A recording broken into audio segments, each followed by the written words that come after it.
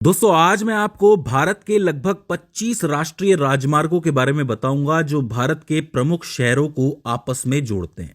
राष्ट्रीय राजमार्ग यानी कि नेशनल हाईवेज परिवहन का हिस्सा माने जाते हैं। उसमें भी वो रोड ट्रांसपोर्ट यानी कि सड़क परिवहन का हिस्सा माने जाते हैं। मैं आपको बता दूं कि भारत में आज की तारीख में सड़क परिवहन द्वारा लगभग 67% माल ढुलाई की जाती है। कहने का अर्थ यह है कि जितना भी माल भारत में इधर से उधर जाता है उसमें से 67% तो सिर्फ सड़क द्वारा ही जाता है। इसके अलावा 80% यात्री यातायात जो है वो भी सड़क द्वारा ही संचालित किया जाता है। तो सड़क परिवहन अपने आप में एक बहुत महत्वपूर्ण परिवहन हो जाता है। मैं आपको बता दूं कि भारत में 3 तरीके की सड़कें पाई जाती हैं। एक होते हैं राष्ट्रीय राजमार्ग जो राज्यों की राजधानी और प्रमुख शहरों को आपस में जोड़ते हैं। इस बात को समझ लो कि राज्यों की राजधानी जोड़ रहे हैं तो वो नेशनल हाईवे कहलाएंगे, राष्ट्रीय राजमार्ग कहलाएंगे। एक होते हैं राज्य के राजमार्ग यानी कि किसी राज्य के अंदर ही बने हुए हैं वो हाईवेज, वो राज्य के प्रमुख शहरों और कस्बों को आपस में जोड़ते हैं। और फिर होती हैं अन्य सड़कें, जैसे कि गली कूचों में बनी हुई सड़कें होती हैं, वो सब अन्य सड़कें कहलाती हैं। अभी तक के रिकॉर्ड के हिसाब से भारत में तकरीबन 599 राष्ट्रीय राजमार्ग हैं जिनकी टोटल लंबाई 1,46,000 किलोमीटर है। इस बात को ध्यान से याद रख लो, 1,46,000 किलोमीटर है और टोटल कितने हैं? 599 हैं। इन सबको नंबरों के साथ रखा गया है, जैसे राष्ट्रीय राजमार्ग 1, 2, 3, 4, लेकिन कुछ आपको अलग भी मिल जाएंगे। जैसे आपको राष्ट्रीय राजमार्ग 766 भी दिख जाएगा, अभी मैं बताऊंगा उसके बारे में। तो वो भी एक राजमार्ग है। मैं आपको बता दूं कि ये जो राष्ट्रीय राजमार्ग हैं इनके निर्माण और रख रखाव की जिम्मेदारी केंद्र सरकार की होती है, खासकर national highway authority of India NHAI के अंतर्गत ये आते हैं। तो अब हम बात करते हैं उन 25 राष्ट्रीय राजमार्गों के बारे में जिनसे कि सवाल अक्सर बन जाया करता है। सबसे पहले आता है NH1 यानी कि राष्ट्रीय राजमार्ग 1 जो कि श्रीनगर से लेह तक जाता है। मैं आपको बता दूं कि इसकी अपनी शाखाएं भी हैं, जैसे NH1A से लेके NH1D तक 4 शाखाएं हैं इसकी, लेकिन वो सब NH1 के अंदर ही गिना जाता है। तो श्रीनगर से लेह तक ये जाता है। इसके बाद आता है NH2 यानी कि राष्ट्रीय राजमार्ग 2 जो कि डिब्रूगढ़ से शुरू होता है असम से और तुईपांग तक जाता है मिजोरम तक, यानी कि बहुत ही बड़ा है, डिब्रूगढ़ से मिजोरम तक। मैं आपको बता दूं कि असम को मिजोरम से जोड़ने का एक इंपॉर्टेंट जरिया है NH2। जो माल जाएगा वो सब NH2 से ही जाएगा। इसके बाद आता है NH3 यानी कि राष्ट्रीय राजमार्ग 3 जो कि लद्दाख लेह से शुरू होता है और अटारी तक जाता है, जो कि इंडिया पाकिस्तान बॉर्डर तक है। अटारी आपको पता होगा, तो लेह से अटारी तक जाता है NH3। इसके बाद जो NH4 है वो आपको मिलेगा अंडमान निकोबार द्वीप समूह के अंदर। यहाँ पे एक जगह है पोर्ट ब्लेयर जिसका नाम बदल के श्री विजयपुरम कर दिया गया है। वहां से ये हाईवे शुरू होता है और चिड़िया टापू तक जाता है। ये आपस में टापू ही बने हुए हैं, तो इसका अर्थ यह है कि अंदर ही अंदर बना हुआ है NH4। इस बात को आपको याद रखना है। इसके बाद आता है NH5 यानी कि राष्ट्रीय राजमार्ग 5 जो कि पंजाब के फिरोजपुर से शुरू होता है और शिपकिला के समीप इंडो तिब्बत बॉर्डर तक जाता है। तो ये बहुत लंबा हो जाता है, यानी कि पंजाब के फिरोजपुर से शुरू हुआ और यहाँ पे इंडो तिब्बत बॉर्डर तक जा रहा है। शिपकिला नाम की एक जगह है, वहां तक जा रहा है। तो NH5 अपने आप में इंपॉर्टेंट हो जाता है। इसके बाद आता है नेशनल हाईवे 6 यानी कि राष्ट्रीय राजमार्ग 6 जो कि मेघालय के जोरबाट से शुरू होता है और मिजोरम के सीलिंग तक जाता है। तो ये भी एक जरूरी नेशनल हाईवे हो जाता है पूर्वोत्तर भारत का। तो इसे आपको याद रखना है, NH6 जोरबाट से शुरू हुआ और सीलिंग तक गया, मेघालय टू मिजोरम। इसके बाद आता है नेशनल हाईवे 7 जो कि फजिल्का से शुरू होता है। फजिल्का जो है पंजाब के अंदर है और वहां से ये उत्तराखंड तक जाता है, उत्तराखंड के माना तक। माना गांव जो है वो भारत का आखिरी गांव माना जाता है, तो वहां तक ये जाता है। इसके बाद NH8 आता है जो असम के करीमगंज से शुरू होता है और सबरूम तक जाता है। सबरूम कहाँ पे है? त्रिपुरा के अंदर है और यहीं पे आपको इंडिया बांग्लादेश बॉर्डर भी मिलेगा। तो इस बात को समझो कि बॉर्डर तक जा रहे हैं। जितने भी नेशनल हाईवे बॉर्डर्स तक जाते हैं वो बहुत इंपॉर्टेंट हो जाते हैं, क्योंकि उनसे व्यापार जो है अंतर्राष्ट्रीय भी हो सकता है। तो इसको आपको याद रखना है। NH8 करीमगंज असम से शुरू होता है और सबरूम तक जाता है त्रिपुरा के अंदर इंडो बांग्लादेश बॉर्डर तक। इसके बाद आता है नेशनल हाईवे 9 यानी कि राष्ट्रीय राजमार्ग 9 जो कि पंजाब के मलौट से शुरू होता है और पिथौरागढ़ तक जाता है। पिथौरागढ़ कहाँ पे है? भारत नेपाल बॉर्डर के पास है। तो ये भी बॉर्डर तक ही जाता है। तो इसका अर्थ ये है ये भी व्यापार के लिए इंपॉर्टेंट हो जाता है। NH9 इसको याद रखना है। इसके बाद आता है NH10 राष्ट्रीय राजमार्ग 10, जो कि सिक्किम के गैंगटॉक से शुरू होता है और फुलबारी सिलीगुड़ी तक जाता है। फुलबारी सिलीगुड़ी, आपको पता है सिलीगुड़ी बहुत इंपॉर्टेंट शहर है भारत का, और यहीं पे आपको मिलेगा भारत बांग्लादेश बॉर्डर। तो इसका अर्थ है ये भी व्यापार के लिए इंपॉर्टेंट है, NH10 भी। तो 1 से लेके 10 तक तो आपको जरूर याद रखने हैं, सब किसी ना किसी बॉर्डर के पास है।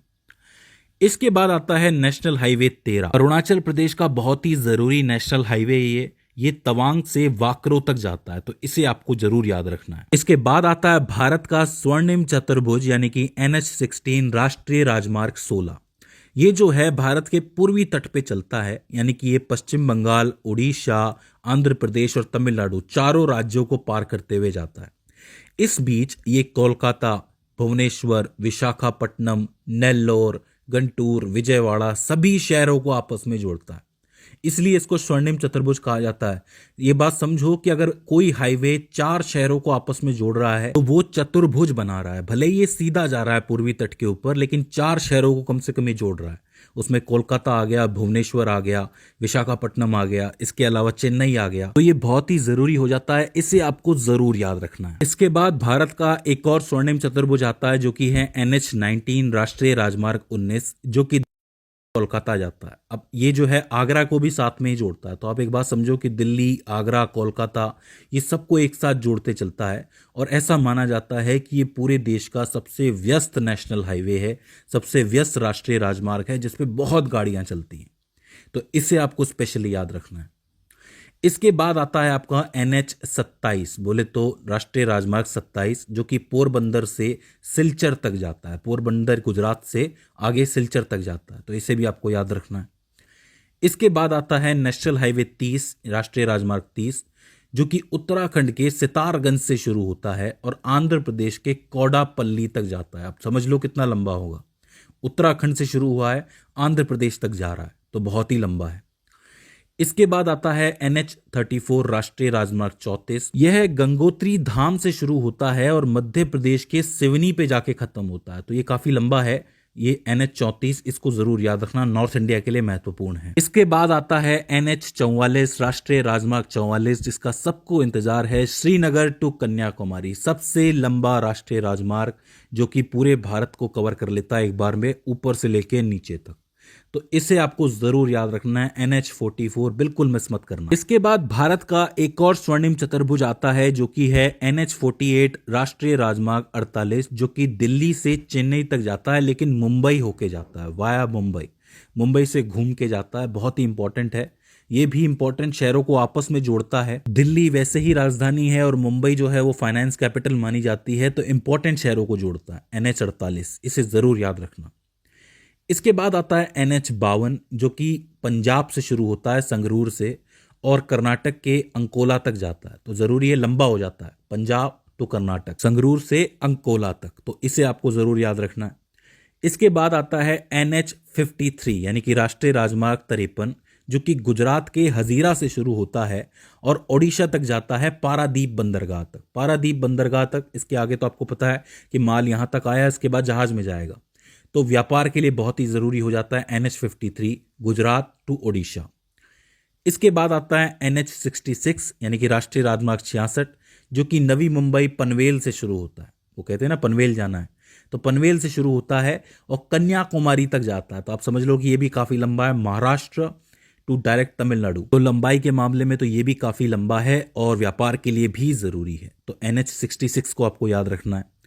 इसके बाद आता है NH129 राष्ट्रीय राजमार्ग 129, जो कि असम के नुमालीगढ़ से शुरू होता है और नागालैंड के दीमापुर तक जाता है। एक बात याद रखिए कि ये जितने भी पूर्वोत्तर भारत के मैंने आपको नेशनल हाईवे बताए हैं ना, इनको स्पेशली याद रखना, क्योंकि व्यापार के लिए इनके लिए ये सड़कें ही इंपॉर्टेंट है सबसे ज्यादा। तो इसे जरूर याद रखना है NH129। इसके अलावा जितने भी मैंने आपको पूर्वोत्तर भारत के बताए वो सारे आपको याद रखने हैं। इसके बाद आता है आपका NH134 यानी कि राष्ट्रीय राजमार्ग 134, जो कि आपके उत्तराखंड में धरासू से शुरू होता है और यमुनोत्री तक जाता है। धरासू टू यमुनोत्री, जहां से यमुना निकलती है वहां तक ये जाता है उत्तराखंड के अंदर। जितने भी आपके यात्री जाते हैं ना, तीर्थ यात्रा वाले, वो यहां से गुजरते हैं, तो ये इंपॉर्टेंट माना जाता है। इसके बाद आता है NH-244 यानी कि नेशनल हाईवे 244, जो कि जम्मू कश्मीर में बाटोट से खंबाल तक जाता है। बाटोट टू खंबाल, इसको आपको याद रखना है। और आखिर में आता है आपका नेशनल हाईवे 766, जो कि बहुत ही इंपॉर्टेंट है, लगभग आखिरी माना जाता है ये आपके केरल में कोझिकोड से शुरू होता है और कर्नाटक के कोलेगल तक जाता है। कोलेगल, कोझिकोड टू कोलेगल, केरल टू कर्नाटक, इसे भी आपको याद रखना। तो ये कुछ महत्वपूर्ण हाईवेज हो जाते हैं। इनमें से कुछ आपको पूर्वोत्तर भारत में मिलेंगे, कुछ जाएंगे बॉर्डर तक, और कुछ जो है पूरा का पूरा आपका भारत ही नाप देंगे, यानी कि स्वर्णिम चतुर्भुज होंगे, कुछ कश्मीर से लेकर कन्याकुमारी तक जाएंगे। तो आप इनका महत्व वैसे ही समझ सकते हो कि ये पूरे भारत में घूम रहे हैं। इसका अर्थ ये है कि ये बिजनेस के लिए और यातायात के लिए ज़रूरी माने जाते हैं। इनसे सवाल ज़रूर बनता है, तो इन्हें बिल्कुल भी मिस नहीं करना है। यहाँ पे एक बात नोट करने वाली ये है कि मैंने आपको हर एक नेशनल हाईवे की लंबाई नहीं बताई है, क्योंकि सीधे तौर पे इससे कोई सवाल नहीं बनता है। हाँ, ज़्यादा से ज़्यादा आपसे नेशनल हाईवे 44 या फिर 48 की लंबाई ज़रूर पूछ सकता है, क्योंकि वो बहुत लंबे हैं और पूरे भारत को कनेक्ट करते हैं, तो वो आप याद रख सकते हो। बाकी जितने भी नेशनल हाईवे हैं उनकी लंबाई सीधे तौर पे नहीं पूछेगा, सबकी मिला के पूछेगा, जो मैंने आपको शुरू में बताई दी है। तो इसे भी आप याद रख लो। अगर इसके बाद भी इस वीडियो के अंदर आपको कोई क्वेरी आ जाती है, कोई दिक्कत आ जाती है, तो आप हमें कमेंट सेक्शन में बता सकते हैं। तो दोस्तों, आज की इस वीडियो के अंदर बस इतना ही। सी यू इन द नेक्स्ट।